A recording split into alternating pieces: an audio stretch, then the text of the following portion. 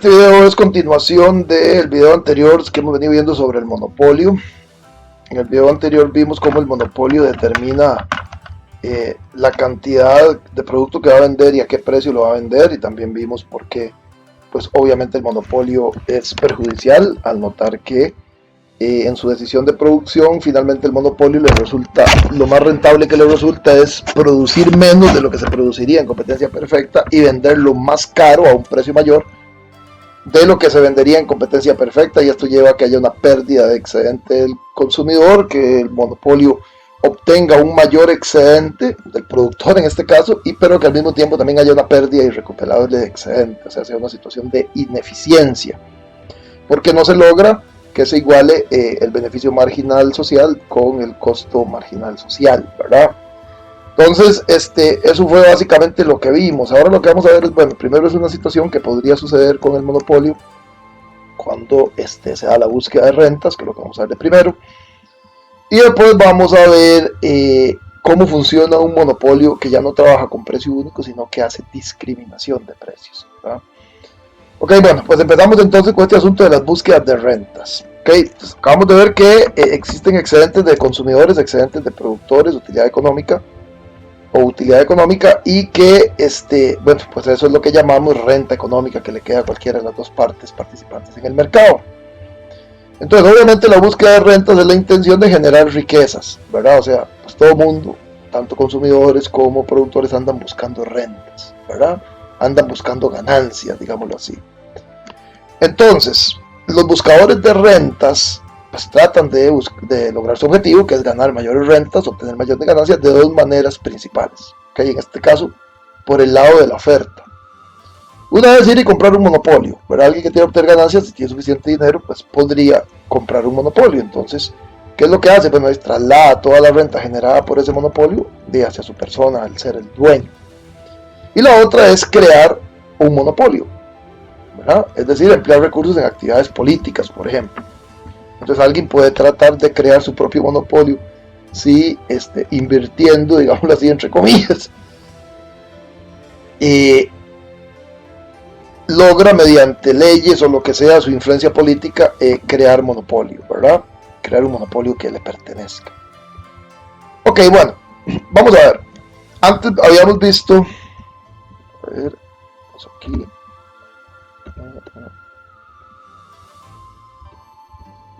¿Por qué se me movió esto? De la regulación de discriminación.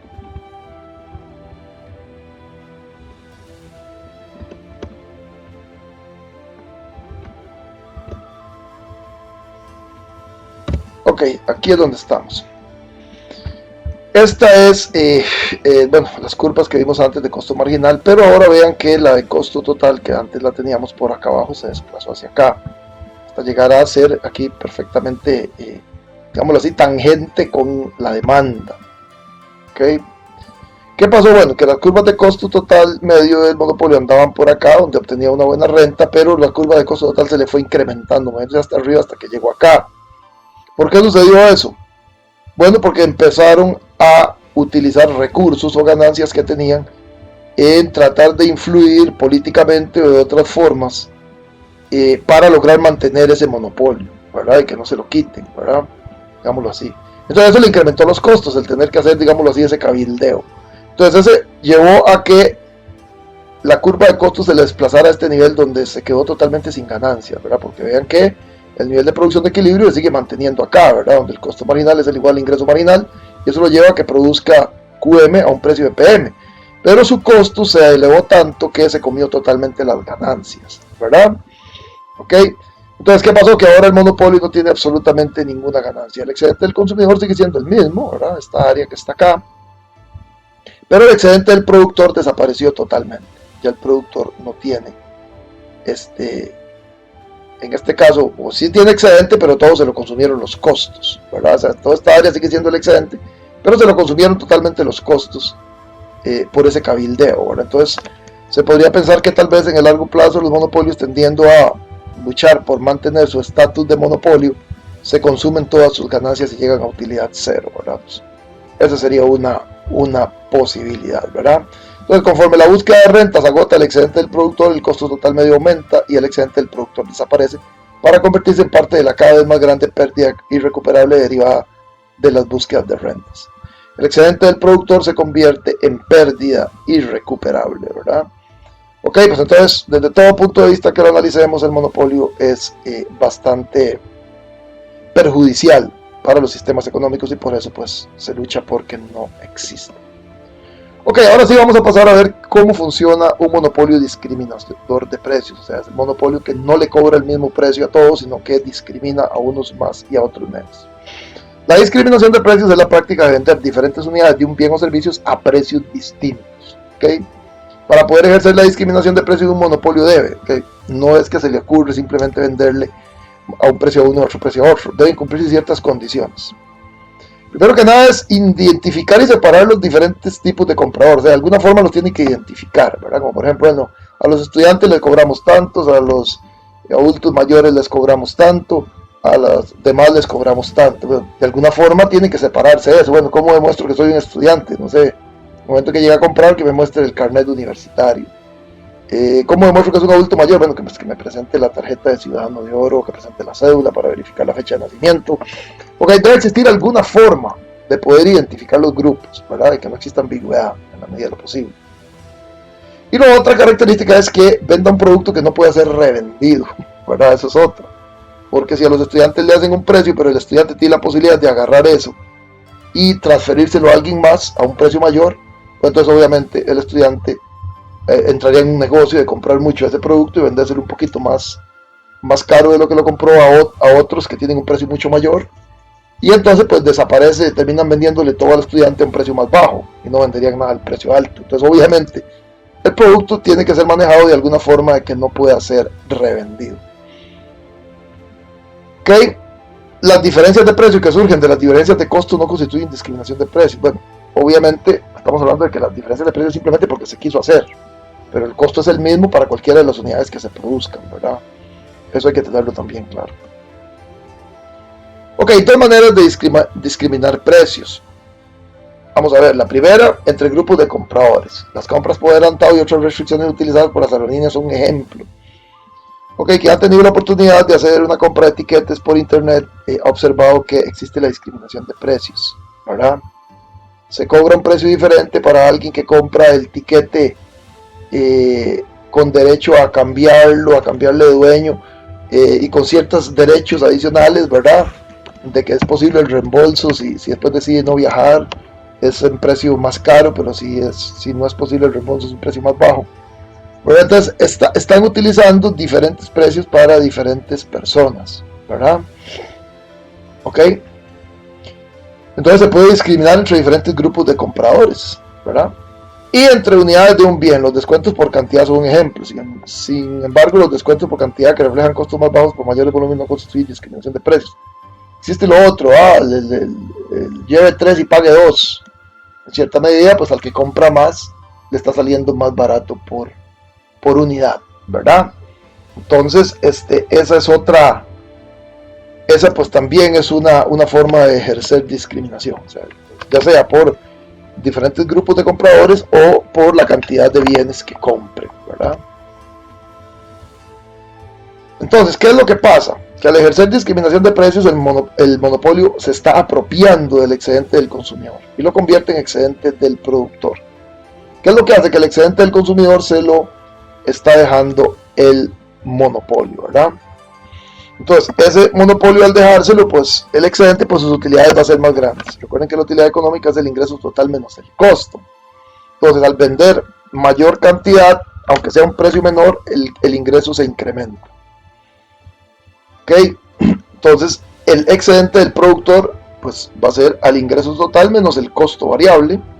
Y la utilidad económica es el excedente del productor menos el costo fijo. Aquí gráficamente pues creo que queda muchísimo más claro. Ok, bueno, vamos a suponer que la aerolínea vende 8,000 viajes, ¿verdad? Y tiene un excedente del productor de 640, ¿verdad? El excedente del productor sería toda esta área que está acá.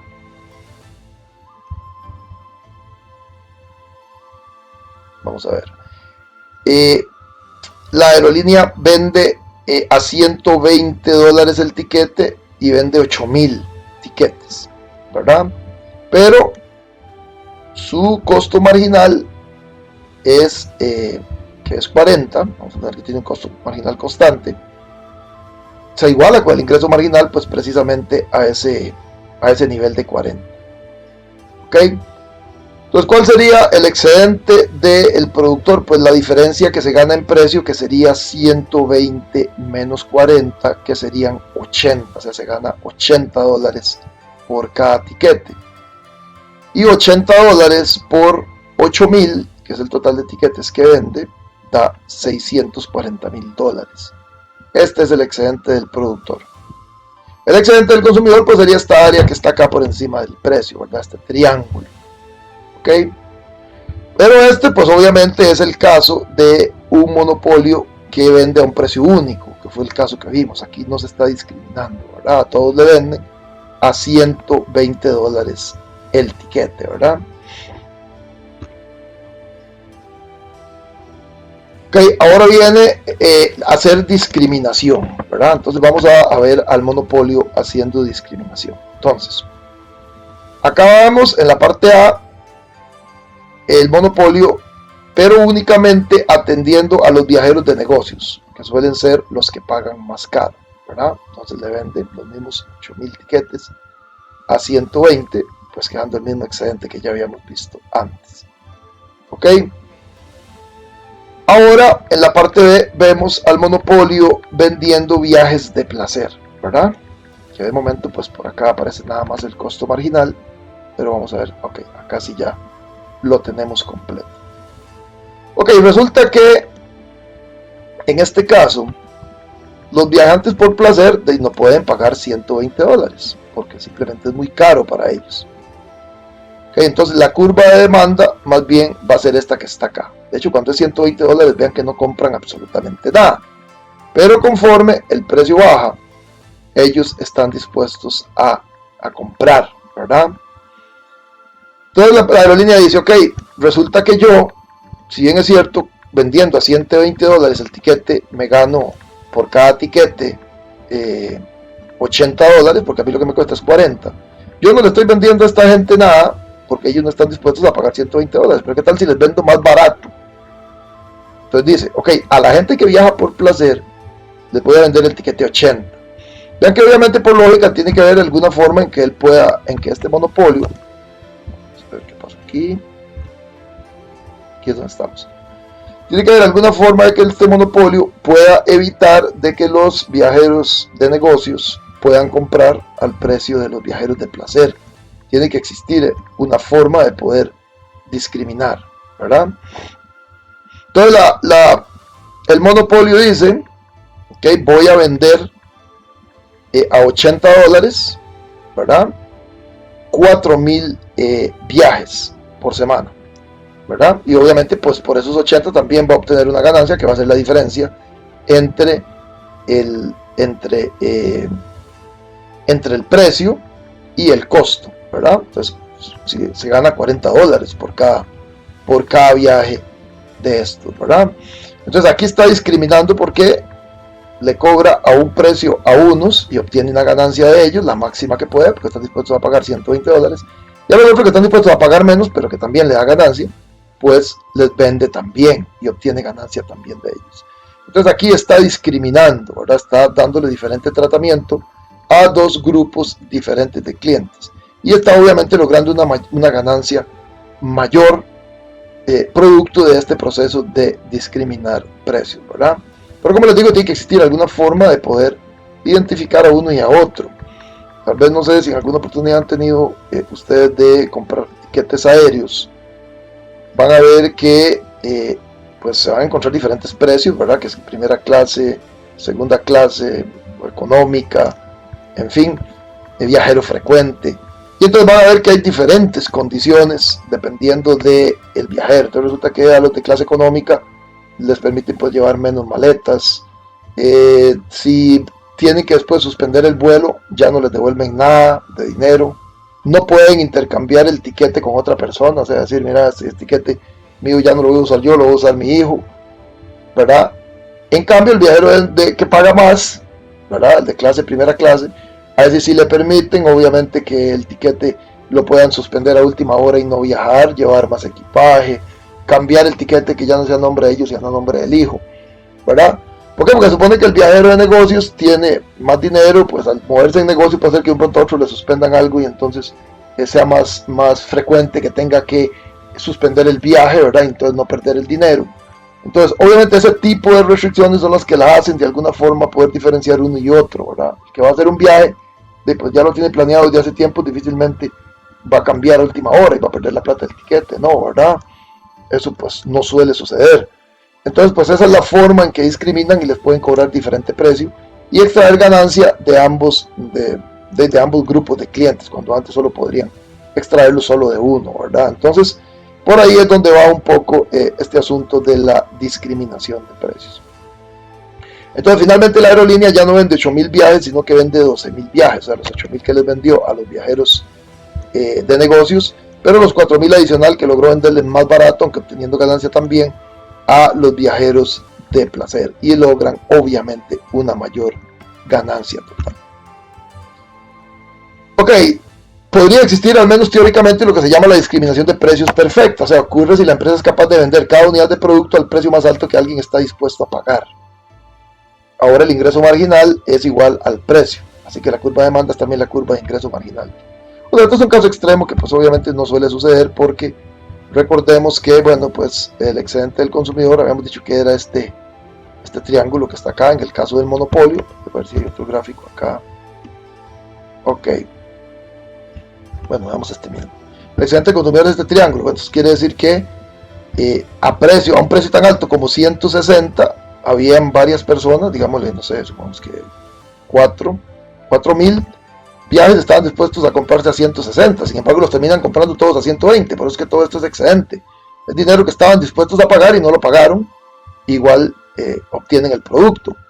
Pero si yo a estos que estaban dispuestos a pagar tanto dinero, a estos primeros 2.000 que estaban dispuestos a pagar un precio tan alto como este, digámosle 180, si yo les lograba vender a ellos a 180 y a estos otros 2.000 que siguen al precio que estaban más alto que estaban dispuestos a pagar, y así discrimino de manera que a todos le vendo al precio máximo que están dispuestos a pagar, pues entonces en ese caso el monopolio se estaría dejando todo el excedente del consumidor y obviamente obtendría muchísimo más ganancias, porque termina cobrándole a cada uno el precio máximo que estaban dispuestos a pagar y no el precio de mercado, ¿verdad? Entonces por eso es que si eso fuera posible desde un punto de vista práctico, pues obviamente el ingreso marginal sería igual a la demanda, ya no iría acá por debajo, sino que sería igual porque cada nueva unidad genera un ingreso igual a que al precio que estaban dispuestos a pagar esa persona que iba a comprar esa unidad, que corresponde exactamente al precio sobre la demanda, ¿verdad? Ok, eso es un caso pues así extremo, ¿verdad? Se discrimina tanto que se logra extraer al consumidor todo su excedente, ¿verdad? Muy bien, esto es pues más o menos explicando lo mismo. Ok, esto es también más o menos lo mismo de la discriminación. Ok, veamos un poco ya para finalizar regulación de los monopolios. Bueno, pues cuando las condiciones de demanda y costo dan lugar a un monopolio natural, la cantidad producida es menor que la cantidad eficiente, eso ya lo tenemos claro. Entonces, ¿qué puede hacer el gobierno para regular el monopolio natural de manera que produzca cantidad eficiente? O sea, ¿qué hace el gobierno cuando surge un monopolio natural? ¿Cómo hace el gobierno para hacer que ese monopolio trabaje de la forma más consecuente con los objetivos de la sociedad? Uno es la regla de fijación de precios según el costo marginal, es la regulación que establece el precio de forma que sea igual al costo marginal del monopolio. Pues la cantidad demandada a un precio igual al costo marginal es la cantidad eficiente, ¿verdad? Es tratar de llevarlo hasta la cantidad eficiente, que es donde el costo marginal se iguala con la demanda. Entonces de fijarle un precio de manera que el costo marginal se iguala a la demanda. ¿Ok?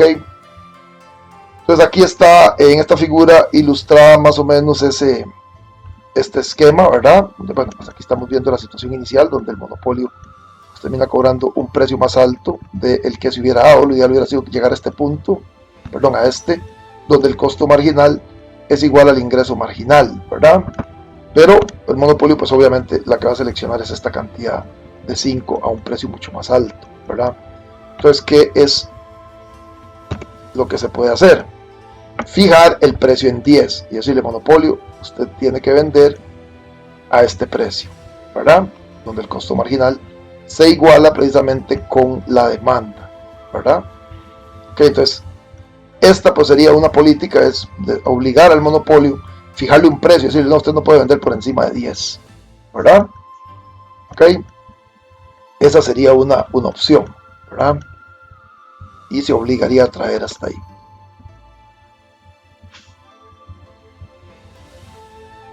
Con la fijación de precios según el costo marginal, la cantidad producida es eficiente, pero el costo promedio excede al precio, así que la empresa incurre en una pérdida. Bueno, eso también es importante que tengamos claro, porque va a haber pérdida en el caso del monopolio. Entonces, ¿qué puede hacer la empresa para cubrir sus costos y al mismo tiempo cumplir la regla de fijación de precios según el costo marginal? Bueno, cuando es posible, el monopolio natural podría permitir la discriminación de precios para cubrir la pérdida derivada de la fijación de precios según el costo. Entonces, como le da pérdidas al monopolio de producir a ese precio tan bajo, lo que puede hacer es discriminar para tratar de recuperar esa pérdida mediante la discriminación. O también puede hacer el hecho de cobrar una tarifa única para cubrir sus costos fijos, ¿verdad? O sea, una tarifa alta al principio que le permita cubrir sus costos fijos y ya después cobrar un precio igual al costo marginal, que es el que le están exigiendo, ¿verdad? Esas son opciones. Ok, la segunda mejor opción de regular un monopolio natural, bueno, consiste en permitir que la empresa produzca la cantidad a la que el precio iguala al costo promedio y fijar un precio igual al costo promedio. Entonces aquí más bien sería la política de, en lugar de fijarle un precio igual al costo marginal, le fijamos uno igual al costo promedio, ¿verdad? Entonces obviamente, ¿esto qué va a suceder? Que la empresa pues no va a perder, ¿verdad?, a ese precio, porque se está igualando su ingreso promedio con el costo promedio, ¿verdad? Ok, entonces la empresa no tendría pérdidas y entonces dice que se mantenga ahí. Realmente no es la situación de eficiencia, que es la del ingreso marginal igual al costo marginal, pero es una segunda mejor que, pues obviamente, la que el monopolio decide poner el precio que quiera. Entonces fijárselo, pero al costo medio, ¿verdad? Al precio en que el costo medio se iguala con el ingreso medio o con la demanda, ¿verdad?